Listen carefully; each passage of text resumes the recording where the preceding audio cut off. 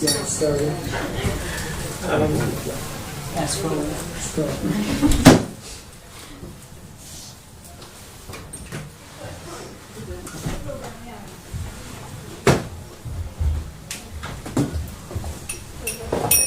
Jaya Radha Madhava Kunja Bihari Jaya Radha Madhava Kunja Bihari Jaya Radha Madhava Kunja Bihari Jaya Radha Madhava Kunja Bihari Gopijana Vallabha Girivaradhari Jaya Gopijana Vallabha Girivaradhari Gopijana Vallabha Girivaradhari Jaya Gopijana Vallabha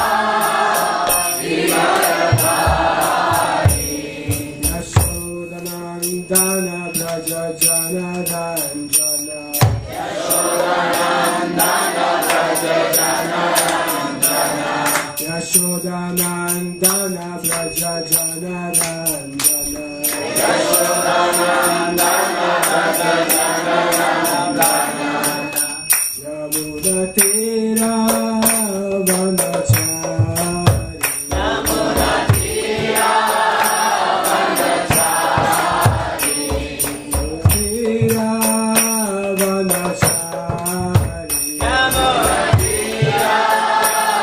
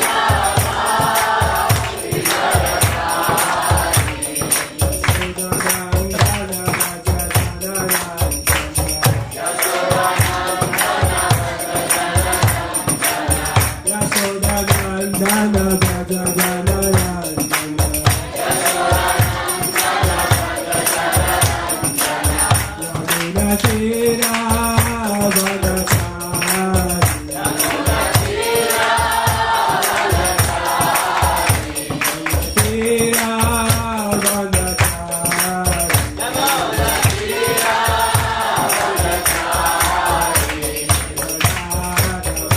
Madhava Kunja Bihari Bihari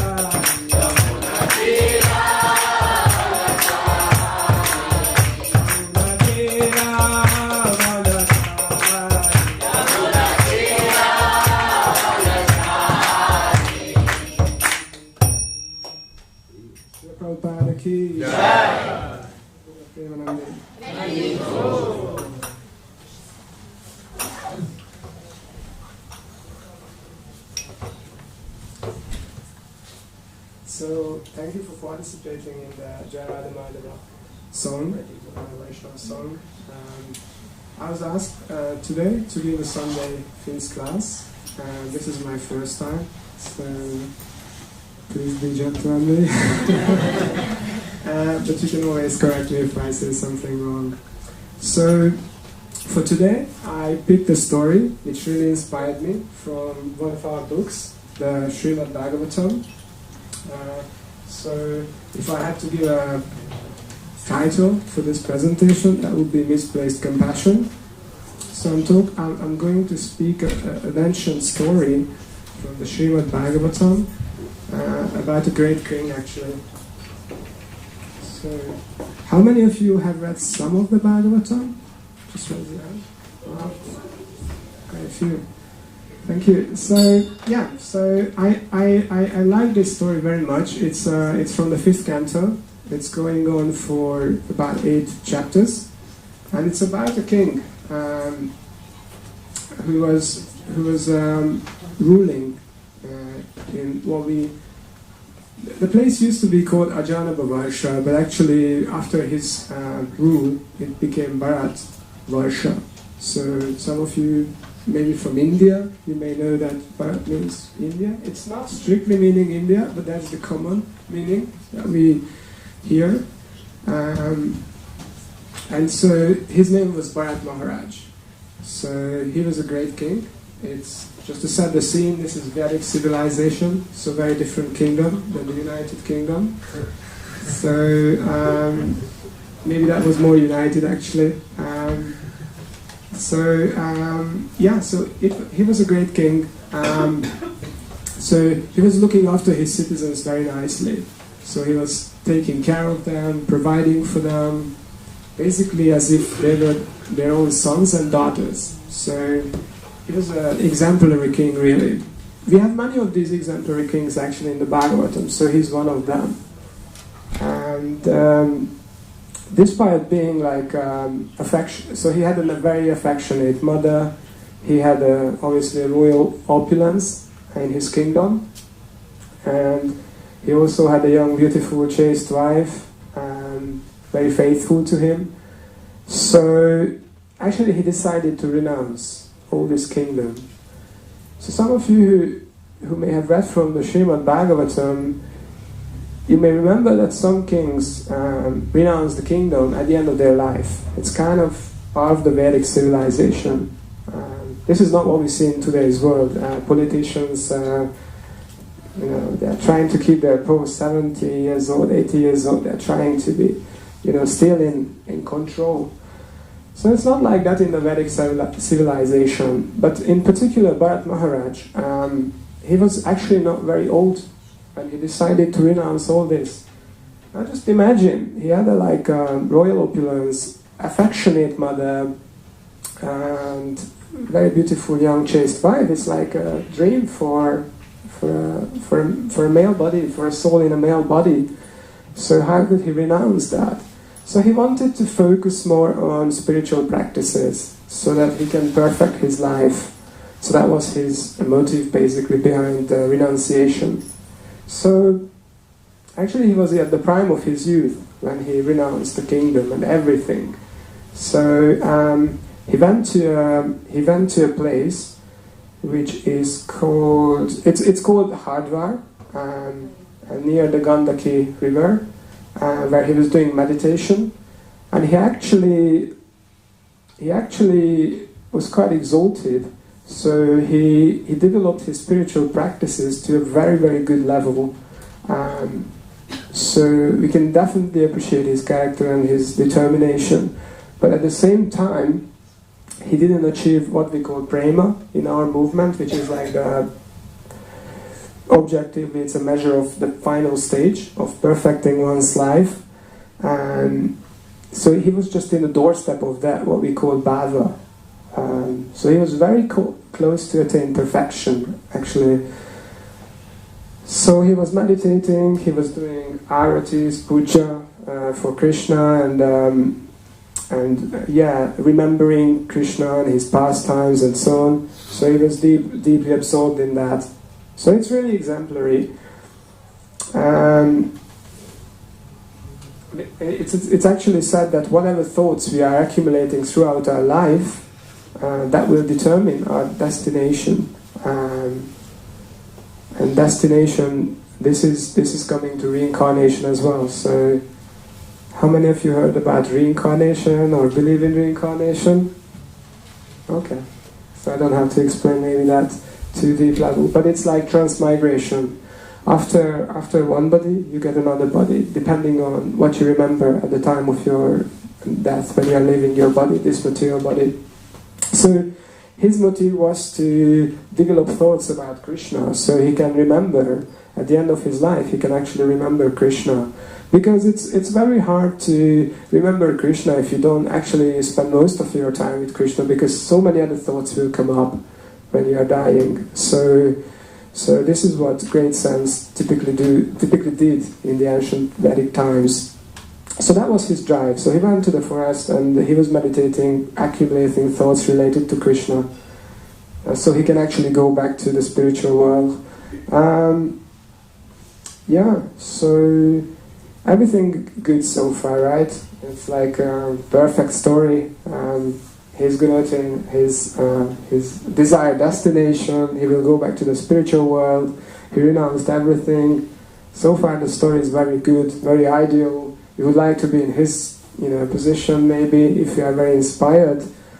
But one thing to say, that unless someone achieves the highest stage in our spiritual practices, which is prema, there is still a little bit of tinge in the previous stages that can bring someone down. So someone can actually still fall down, even from the stage of bhava that he was in. Bhava actually means spiritual emotions. When someone has really intense spiritual emotions for Krishna, we call him Krishna. But if you are coming from other religion, it's God. Or if you are coming from Buddhism, maybe Nirvana. I'm not sure about other religions, but something supreme.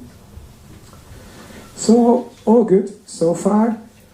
So one day, when Bharat Maharaj was taking bath in the river, as his daily routine basically, a deer came to the river to drink water. The deer was very, very thirsty, actually. So usually, what I read in the Bhagavatam is that deers usually are in groups, so in flocks. They go together because then they have greater protection from wild animals, and then they can run away, and so on. But this time this deer was just alone, without his flock, without his group. So he just wanted to drink some water. It was really thirsty. So he was disconnected from his flock. So what happened is that suddenly, he was always looking around. Is there some tiger or wolf or something around which could be in danger for its life? So he actually heard a really loud roaring behind the bushes. So he started panicking. So for a deer, it's very frightening. It's a wild animal who wants to basically eat the deer really and kill the deer. So he stopped drinking from the river, even though the deer didn't finish drinking, but suddenly out of panic he stopped that, and it wanted to escape. So naturally, escaping, running away. So what happened is, he jumped on the other side of the river to escape. It was so frightened that actually I didn't say that the deer was pregnant as well. So the deer was pregnant. And even, in that state it's even more probably multiplied. So the deer jumped on the other side of the river, and it had actually a miscarriage because of fear. So what happened, he had a small baby deer, and the baby deer fell into the water, into the flowing water. So that's not good. And this doe, the mother deer, it was very much aggrieved, and actually he fell down in a cave and died.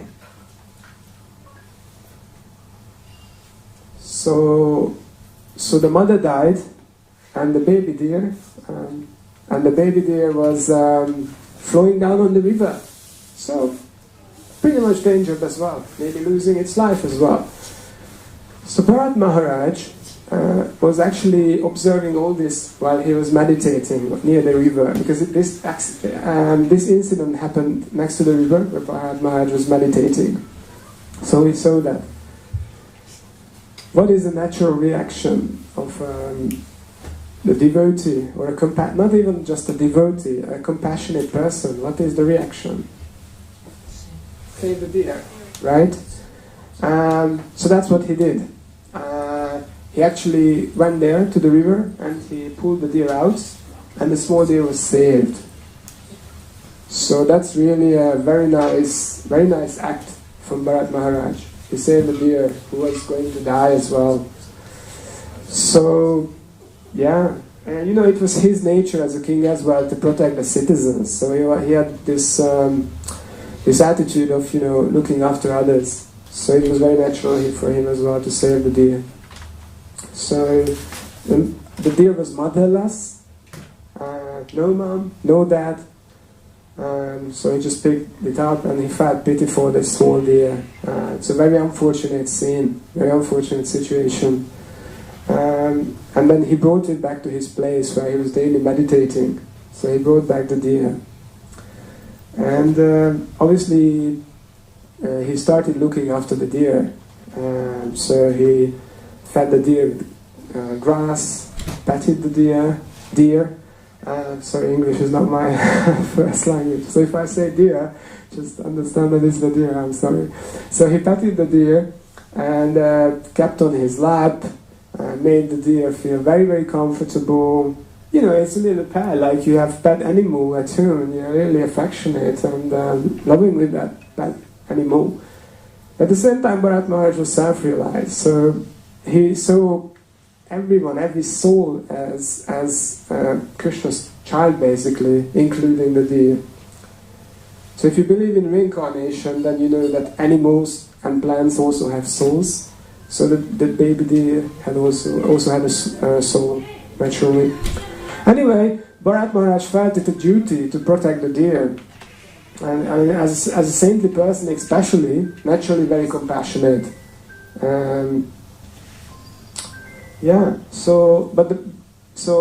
So far so good still, right? He renounced the kingdom, certain spiritual perfection, he saved the deer, very wonderful activity, so far so good. But suddenly what happened is Bharat Maharaj's affection for the deer started growing day by day, slowly, and he forgot about his sadhana, spiritual practices and his services, basically. So his spiritual practices slackened day by day, and this affection for the deer has increased. So he started neglecting his own spiritual practices, his own comfort for the deer. So compassion is not necessarily bad. In fact, it's a good thing. I mean, in the morning, when the Hare Krishnas chant a specific prayer, Vanchakalpatarubhyascha Kipasindubhaivacha Patitanam Pavanebhyo Vaishnavebhyo Namo Namaha. I offer my respectful obeisances unto all the Vaishnava devotees of the Lord. They are just like desire trees who can fulfill the desires of everyone and full of compassion for the fallen conditioned souls. So especially we in the Hare Krishna movement, we are trying to be compassionate, definitely. So compassionate is not bad. It's actually noble, I would say, no doubt about that. But what was happening is maybe he was getting a little bit over-compassionate about the deer. So we should definitely show compassion to everyone else. So don't get the message that I'm speaking about against compassion and about misplaced compassion. But we should still prioritize our devotional activities. So in this case it's a deer, but in your life maybe it's a mother, maybe the opposite sex, maybe your partner, your husband, your wife, your colleague at work, or whoever. It could be another soul, basically, you are compassionate for. So just need to check that. So Bharat Maharaj started developing a false sense of doership. Actually, everything depends on Krishna. So when we are protecting someone, we're actually not protecting anyone, really. Krishna is protecting that person. We are just a medium in that. So without Krishna's sanction, we couldn't protect anyone anyway. Not even a blade of grass can move without Krishna's mercy. So nothing wrong with helping others in difficulty, but ultimately Krishna is the savior. So we can protect others on behalf of Krishna. So we shouldn't take Krishna's position that I am the doer, I am the protector, I'm great. So anyway, his relationship to Krishna got sidelined. And just back to the original renunciation. So he renounced a royal kingdom. He renounced a beautiful, chaste wife, faithful wife. Again, it's as far as I heard, it's the dream for a Vedic person, male person. He renounced his very affectionate and loving mother. But he got attracted to a deer. How is that possible? It's nothing compared to a loving mother who is so close to us, or our wife, and our royal opulence. How is this possible? Anyway, so he thought that the deer was helpless. He thought that the deer was alone. He thought that the deer has taken his shelter and totally dependent on me. So you see some what we call unwanted desire and unwanted thoughts started coming up in his heart, even though he was a saintly person, almost achieved perfection. So he wanted to raise, protect, gratify, fondle the deer. So it started disturbing his spiritual activities. So even by he was doing puja, there are beautiful actually illustrations about this pastime or about this episode, about this story on the internet. That how when he was doing his puja or spiritual activities, he was looking at back at the deer. Is it okay? Is it doing okay? Is it safe? He felt that the deer may be eaten by tigers and wolves, So wherever he would go, he would take the deer with him, just to make sure, So very possessiveness, is what I would say, started coming up. And when they were walking with the deer, he would let the deer walk on the soft path, and he would go on the rough path. So yeah, you see, it started going all this thing. So yeah, when he was doing the puja, at intervals, he would look back what the deer was doing, and if the deer was spoiling the offering, then he would when we do sometimes we chastise our friend or our beloved, is kind of like in a playful mood. So he did that as well, keeping a deer on his lap. And you see, what we call illusion or maya is very strong. So even such a person could develop attachment to what to speak of us, who are not even on that level. We are not even close. Anyway, don't get discouraged. I will say something towards the end that we still have one hope, basically, in this age. Anyway, so his Krishna consciousness became deer consciousness. Deer consciousness. So this story is kind of teaching us, at least one of my takeaways is always being alert. Always being, alert in our practices.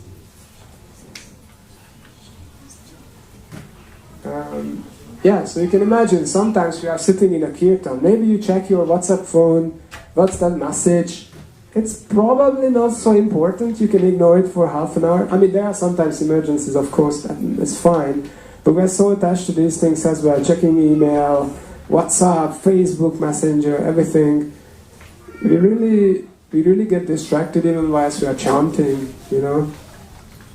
So, anyway, so he became very attached. He lost kind of the goal of the life, which was Krishna. So he got very distracted. So we all have our own teddy bears, like him in that way. We have our, as I said, WhatsApp, and other things. Smartphone, car, house, even job, career progression for me is a big thing, or at least it used to be anyway. Maybe not so much anymore, I gave up. But yeah, it's many things can, distract us. Sometimes we think it's such a big thing, but actually it's, when you think about it later, when you cool down, these things are actually not such a big thing, typically. And also, in our tradition, the human life is very, very valuable. First of all, it's a rare opportunity to get it, a human body. But it's also what allows us, what enables us to perfect our life. So you can understand that animals and plants, they don't have such a developed consciousness. So they can't chant, and so on. So yeah, the human life is like compared to like an airplane, and the animal life is compared to like a car. So if they are going on the pathway or whatever they call it at the airport, sorry again, not English language, but the big difference is that the airplane can take off. The car cannot. Unless it's Back to the Future or something, but that's imaginary. In reality, it's yeah. So the human life is very valuable. So this is also why it was a shame for Bharat Maharaj to waste his human life for this. The real compassion is actually to uplift others to spiritual consciousness. That's the real saving of others, actually. So one day what happened, Bharat Maharaj went somewhere and he returned from the forest. But I don't know why, I didn't find it in the Srimad Bhagavatam, but on that day he didn't bring the deer with him. Maybe he's also a human being after all, imperfect in some ways. Anyway, when he returned, he couldn't find the deer. So, what happens if you can't find your love? Then you come home, you're like, where is he or where is she? What is she doing? What is he doing? He started again. He actually called the deer as brains. They had that really strong affection. So anyway, he started like worrying, like, where is the deer? Was it eaten by a tiger or wolf? Is it safe?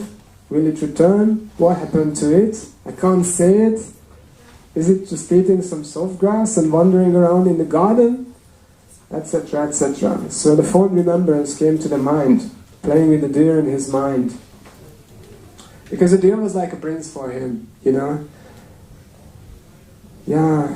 So he started worrying, and he attributed so much importance to the deer, rather than his spiritual practices in Krishna.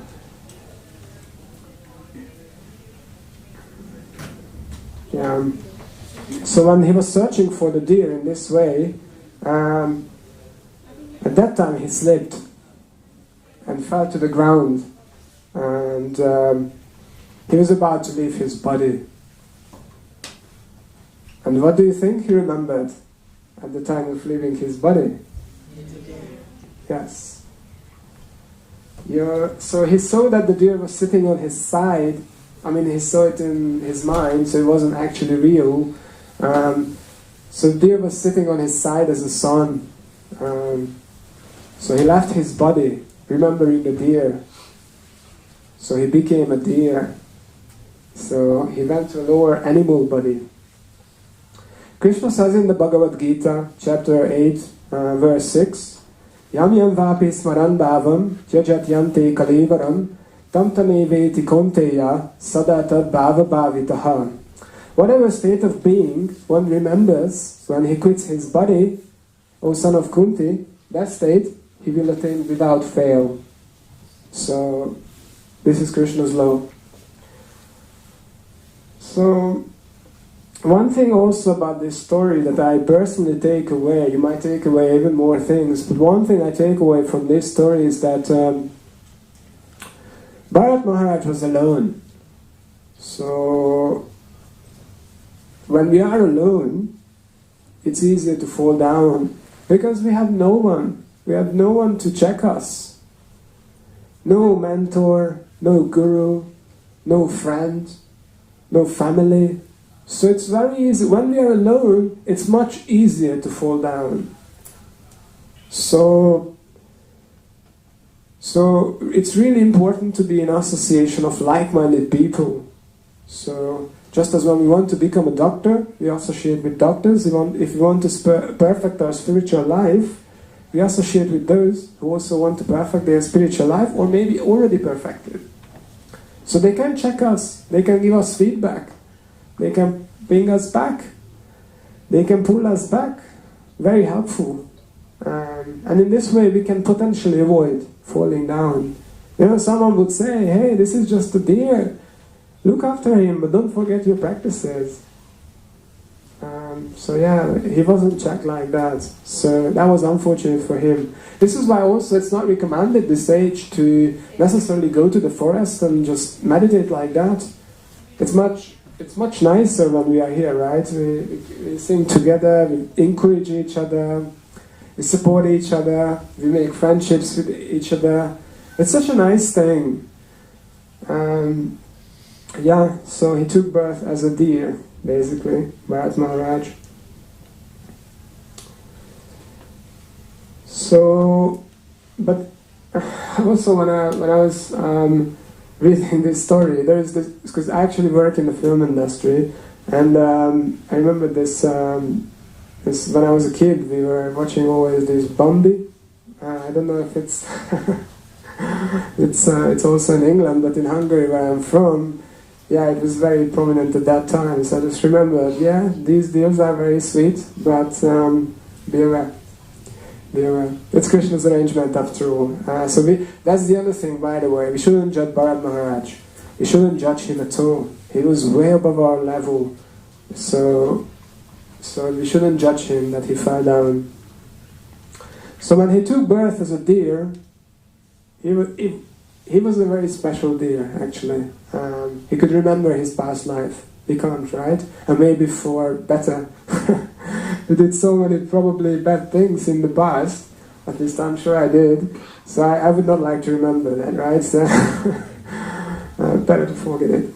But he could remember his past life. And this was a special concession for Bharat Maharaj by Krishna, so that he could advance further in spiritual realization, even as a deer. So he wasn't a special deer. So he remembered his past life when he took birth.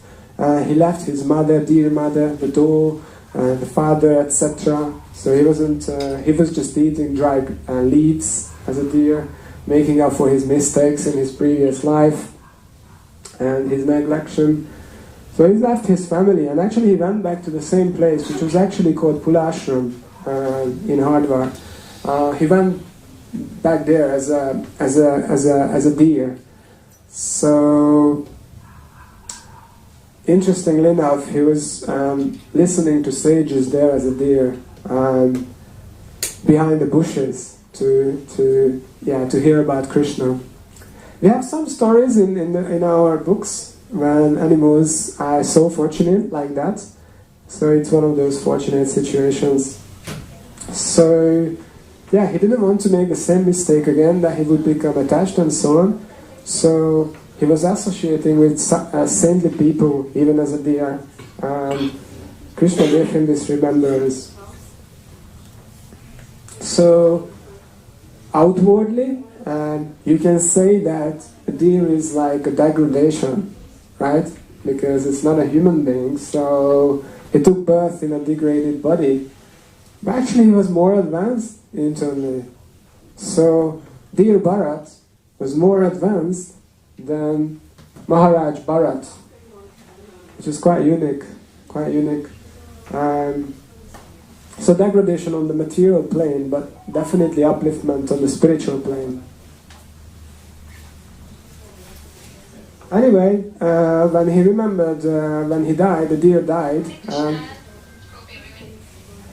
When he remembered, when he died as a deer, he again remembered the previous life. And you may have heard it from the Bhagavad Gita that when we do devotional service, we are supported by Krishna. We take birth in one of two family types. Do you know what?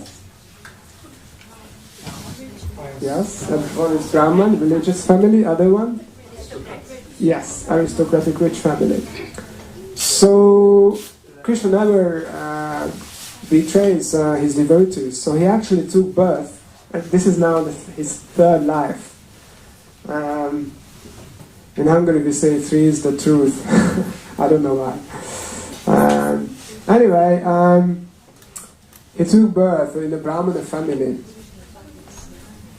So you can see the evolution. So he was a Kshatriya in his first life, which means like administrative order in the Vedic civilization. Then he was an animal, and finally he took birth in a Brahmana family. So it's all a gradual, progression in spiritual life.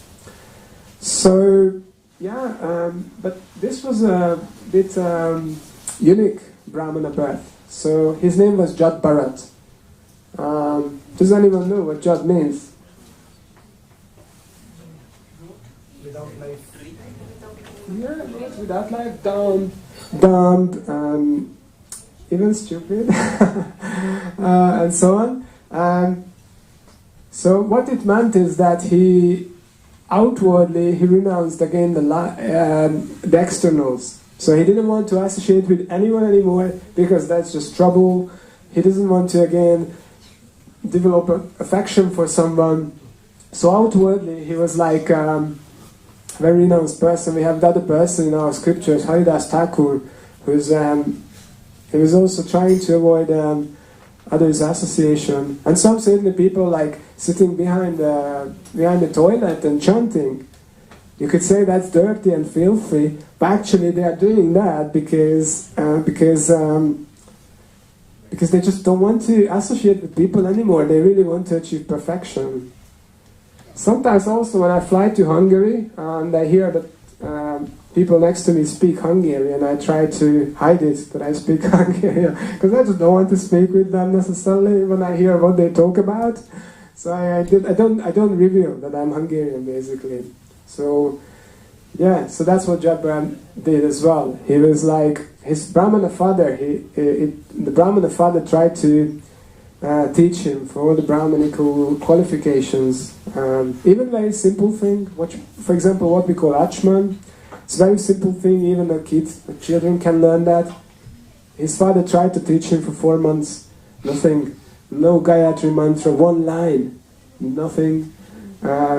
So he was helpless in that way. The interesting thing is that his Brahmana father got a similar attachment for him than he got for his deer in his first life. So you see that this attraction and affection always comes back, even in Brahmana families, nearly perfected, saintly people. So what we call Maya is very strong, the illusory energy. It's very, very strong, so we need to be safeguarded, really. Anyway, he grew up like that. His brothers were always like treating him very badly, giving burnt rice, and they put him on the fields to guard the plants and so on. What's the name in English? Crow or something? Scarecrow. That's it. Thank you. To keep things away. So yeah, they didn't treat him very nicely at all, but he didn't mind. He didn't mind. So he had so much tolerance. He always acted opposite of what his father said. He wanted to train as a first-class Brahmana, but he was just hopeless. So anyway, his father passed away one day. He was very attached to his family. And his father passed away. He forgot about death. But death didn't forget about him. And actually, death will not forget about any of us. Yet we're not talking about it. Most people are not talking about death. Just enjoy life. It's not very thoughtful, in my opinion. Anyway, So his father passed away, and one day, just conscious of time, this is a long story, so I will have to stop somewhere. Is there any questions so far, by the way? Or comments or corrections? Okay, everything clear?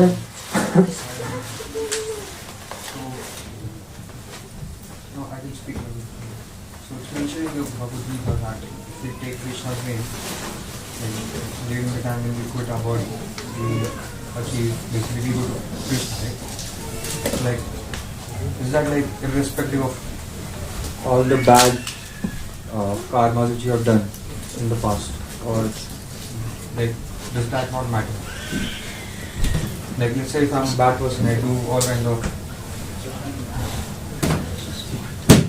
Let's say I'm a bad person and I do all kind of bad activities all my life, but then during the time I'm like quitting my body, I take Krishna's name. So do I reach Krishna or no? Yeah, so it's true what you are saying. So for example, Ajamil is a perfect example from this, from the 6th canto. There was a person called Ajamil. You know that story? Yeah, it's from the 6th canto, the first 2-3 chapters. Ajamil had a son named Narayan. And he was calling for his son at the time of his death. So he was saved by Krishna from the Yamadutas. Maybe not going to the technicalities of this, but he was attracted to the prostitute in his life, yet he was saved.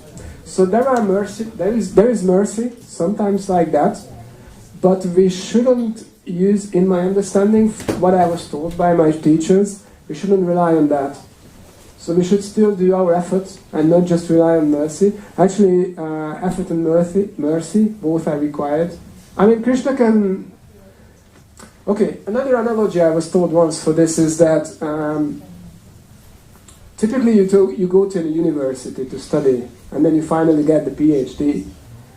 On exceptional cases, you may be awarded with the PhD degree. If you are really smart, somehow someone in authority recognizes that, but that's not the route to take. So we still the safest is if we do our endeavor, we go to the university, we learn whatever we are learning. So yeah, there is mercy, as you say, but we shouldn't only rely on that. That's my understanding. But there are more senior devotees in the audience. So do you want to share anything or? Good explanation. Okay, thank you. Good question, by the way. Thanks for asking. Anything else? Yeah. So you said Bharat Maharaj did not attain prema. He was close. Very but close. I think he did. He did. It's a different kind. That's what he was going for. He did not attain Krishna prema, but he did attain deer prema.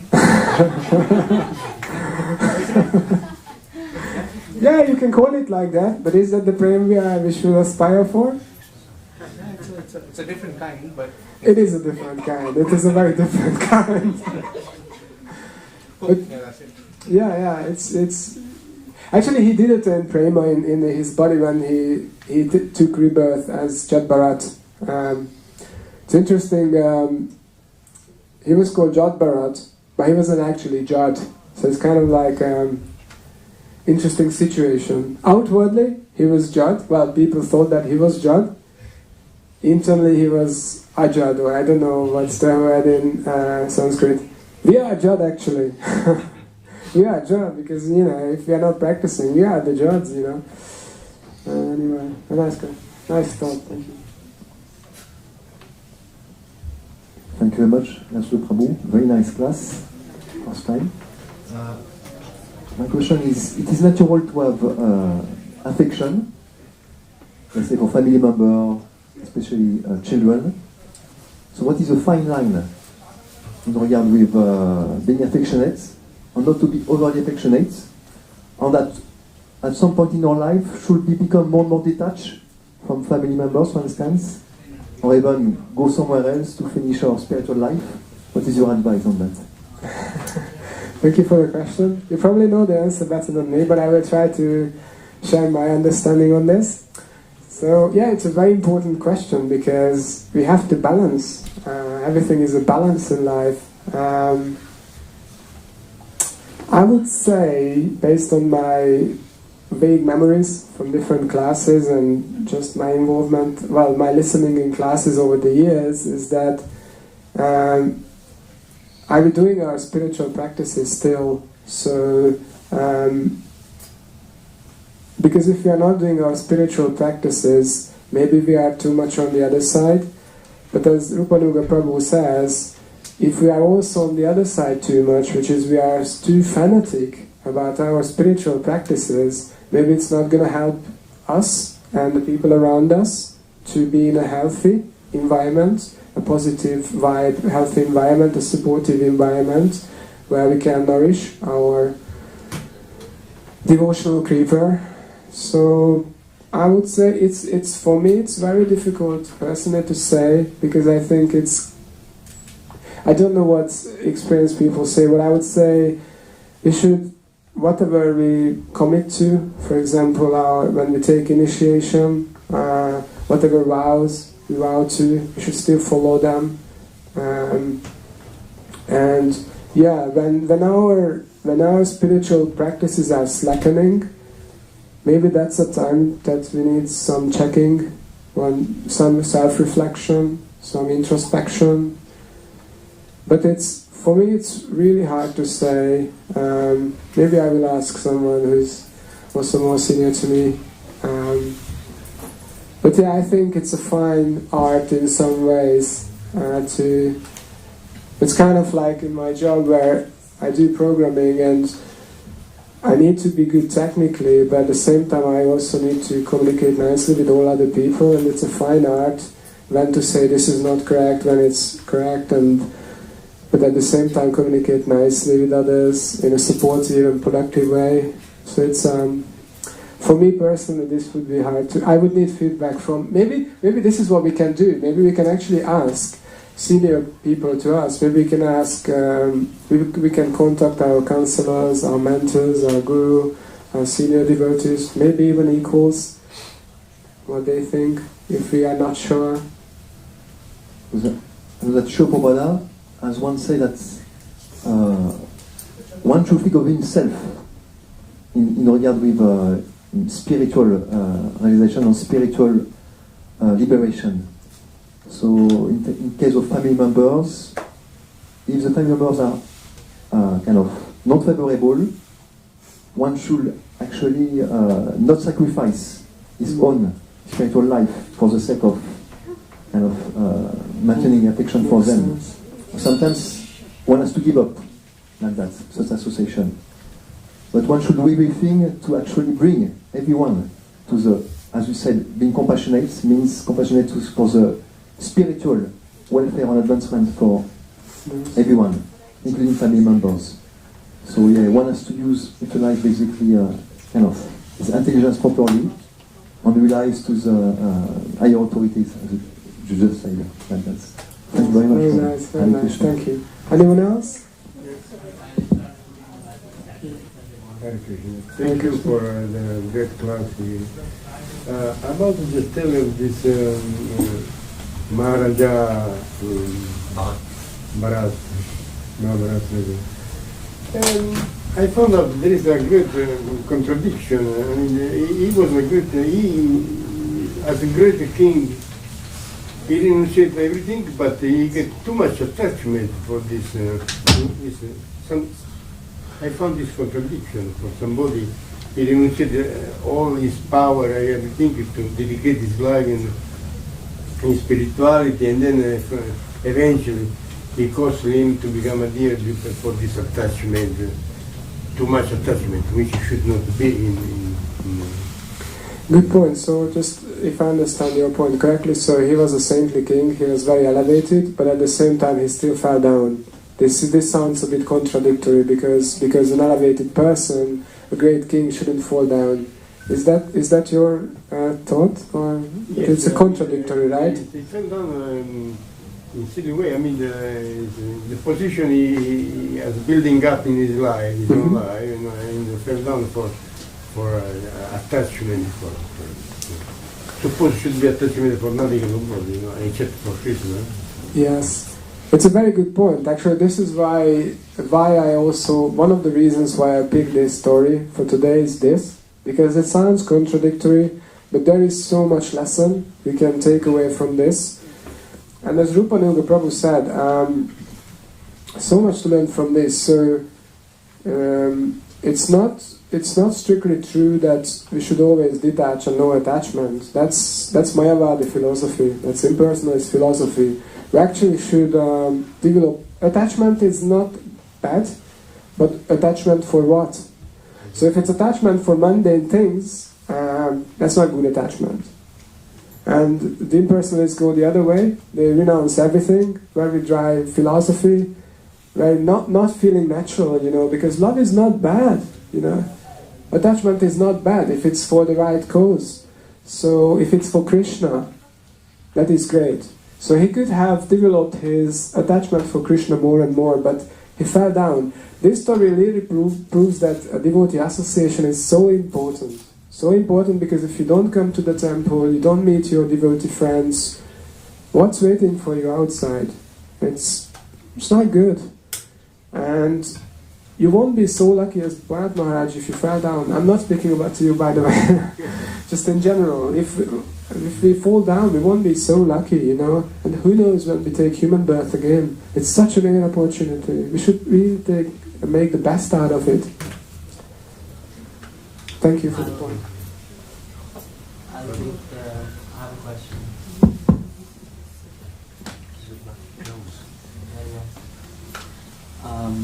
So, thank you, Prabhuji. I'm a spiritual practitioner. I've been practicing the yoga for many years, and I'm a teacher now. However, it's been quite difficult to find places to teach here in London. I've been here for 7 months now, so I'm just... My question is, there is so much, even for such a great cause, which is spiritual activation or meditation, or which leads you to the Supreme. Within this industry as well, there is so much racism and so much, so many things like that,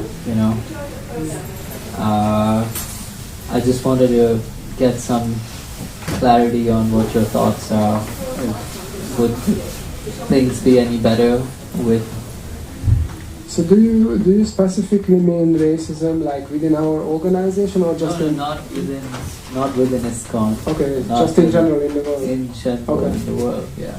Yeah. Especially in London. You're right. Big cities. Yeah, you're right. Personally, I think London is hellish, especially central London. I don't want to sound very negative, sorry. But when I step here in Soho Street, it's amazing. This is like a spiritual oasis, like a different world within central London, like such a big contrast when you step outside and people are, wow. Yeah, you're right, there is racism, there is nationalism, communism, all sorts of isms, which are man-made. God actually didn't make this. These are man-made. We want to lord it over, material nature. Yeah. I think the best ism is Hare Krishnaism. And one more thing which I mentioned in the beginning of the talk. What's the hope for us? What's the hope for us? Because Bharat Maharaj was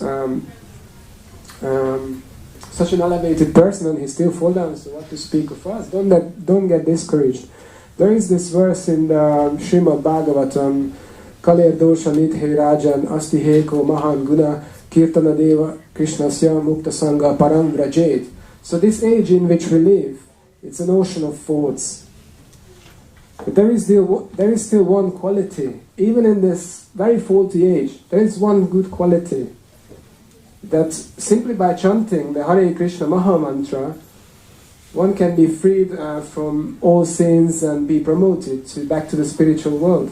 So, for For example, Radha Nandanishwara Prabhu is leading amazing kirtans, so whenever you can, take advantage of it. He's a very special soul. He's doing amazing kirtans, and by this process, which Chaitanya Mahaprabhu brought to us on that the 5 elevated personalities, they brought it to us, and by this we can actually return back to the spiritual world. And it's a fairly easy process compared to what the processes were previously. So yeah, there is hope for us. Simply just chanting Hare Krishna. Thank you very much. Srila Prabhupada ki Jai Gaura Premanande. His Grace Bhakta Laslo Prabhu ki Jai. Thank you very much, Prabhu, for very nice class.